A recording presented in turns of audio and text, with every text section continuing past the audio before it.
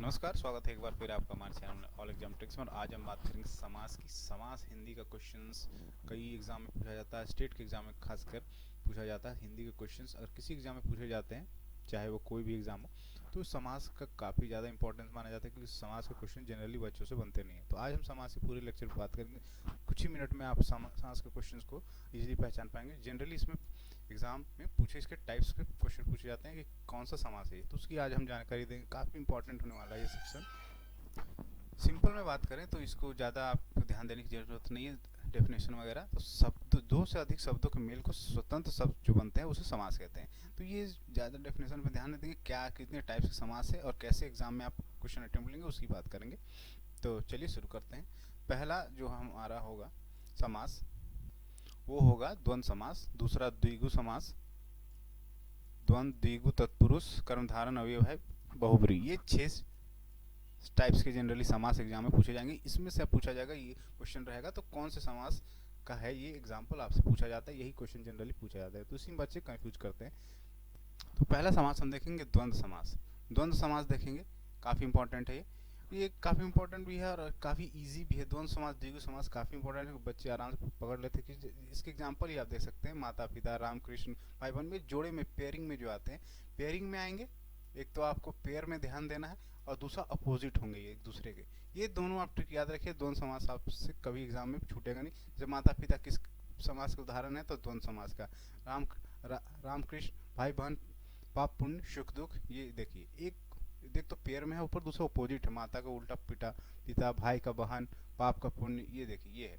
तो इसमें आपको द्वंद्व समास पहचानने की कोई दिक्कत नहीं हुई। आगे हम देखते हैं। दूसरा है द्विगु समास। ये भी काफ़ी आसानी से पकड़ा जाता है, क्योंकि इसमें जो द्विगु समास की अगर बात करें तो इसमें पहला जो है संख्यावाचक होता है। नवरात्र, सप्तद्वीप, त्रिभुवन, ये देखिए सारे नंबर्स आगे लगे हुए हैं।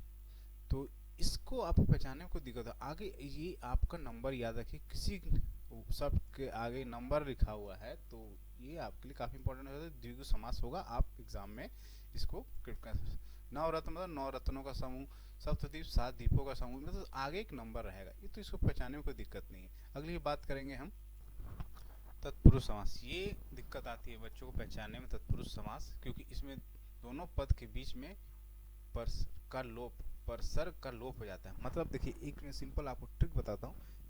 का, को, याद रखिए, का, को, के, से, ये 4 इंपॉर्टेंट वर्ड जो हैं आपके बीच में गायब रहते हैं।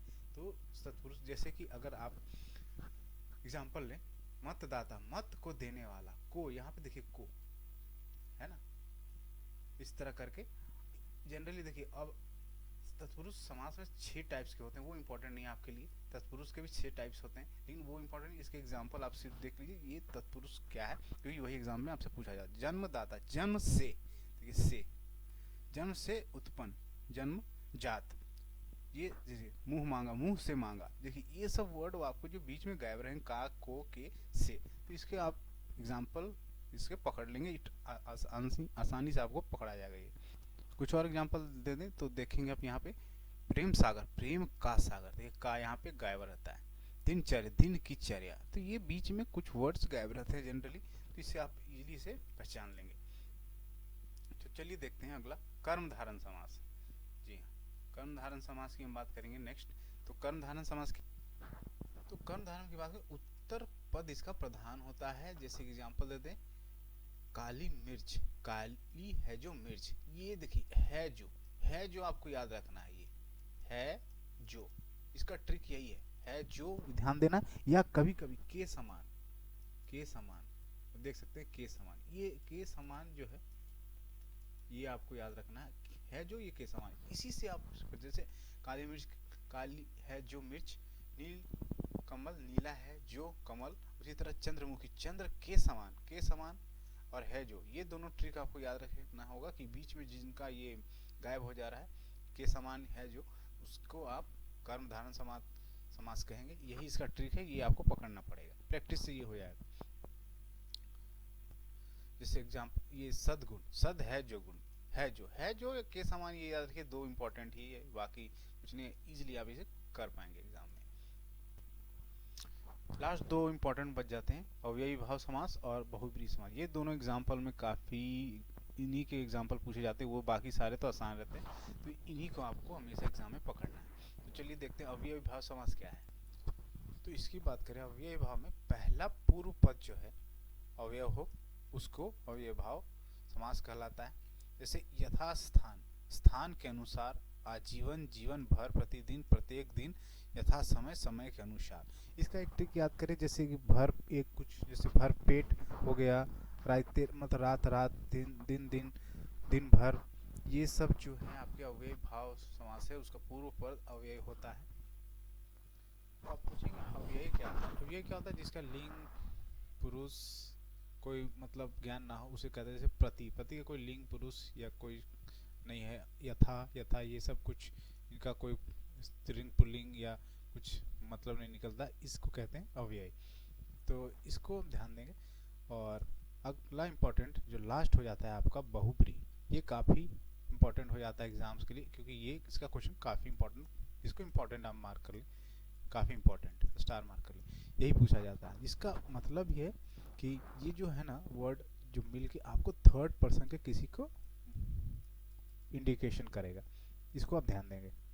देख सकते हैं यहाँ से लिखा है मध्यम से एक विशेष तीसरे अर्थ का बोध होता है। इसे एग्जाम्पल के लिए देखिए, महात्मा, महान आत्मा है जिसकी, जैसे कि ये आपको किसकी, महात्मा गांधी जी को बोला जाता था। नीलकंठ, नीला कंठ है जिनका, मतलब अर्थात शिव जी, है ना। लंबोदर, लंबा उदर है जिनका, अर्थात गणेश जी। मतलब ये थर्ड पर्सन, ये वर्ड मिलके आपको किसी तीसरे इंसान की के रूप में दिखाया जाता है। गिरधर, गिरी को धारण करने वाला, अर्थात श्री कृष्ण जी। इस तरह करके बहुब्रीहि समास मतलब आपको आएगा। कई बार कंफ्यूजन होता है बहुब्रीहि समास में और आपका दूसरे समास में, जैसे कि बहुब्रीहि और कर्मधारण में काफ़ी कंफ्यूजन होता है। यहाँ पे देखिए, जैसे कि थर्ड पर्सन को दर्शाया जाता है, कर्मधारण में भी है जो के कारण आप यहाँ पे कंफ्यूज, महात्मा, जैसे कि महात्मा पे आप कंफ्यूज कर सकते हैं। महान है जो, तो आपको लगेगा ये कर्मधारण समास है। अब यहाँ ध्यान दीजिए, महात्मा, महान है जो, तो कर्म धारण एग्जाम्पल में मत मारिएगा, क्योंकि बहुब्रीहि आप इसका इंपॉर्टेंस दीजिएगा। फर्स्ट प्रायोरिटी आप कभी भी बहुब्रीहि को ही देंगे। अगर बहुब्रीहि नहीं है तब आप कर्म धारण समास पे जाएंगे। ये ट्रिक है, आपको याद रखना है। नीलकंठ, आप यहाँ से भी वो कर्म धारण समास का लगा सकते थे कि नीला है जिनका कंठ, है जिनका कंठ, या नील कंठ के समान जिनका है कंठ। तो यहाँ पे कंफ्यूजन हो सकता है, लेकिन आपको यहाँ कंठ मतलब कंफ्यूज नहीं होना है। यहाँ बहुब्रीहि समास ही आप यहाँ प्रायोरिटी देंगे। तो ये था समास का पूरा। आप आशा करते हैं कि आपको इस लेक्चर से काफ़ी ज्ञान मिला हो, और ऐसे ही जानकारी के लिए आप हमारे चैनल के साथ बने रहें। हिंदी के लेक्चर्स के लिए आप हमारे चैनल को सब्सक्राइब करें, ताकि इंपॉर्टेंट जो क्वेश्चंस आपको पूछे जाते हैं हमारे चैनल के माध्यम से आपको पता चलता रहे।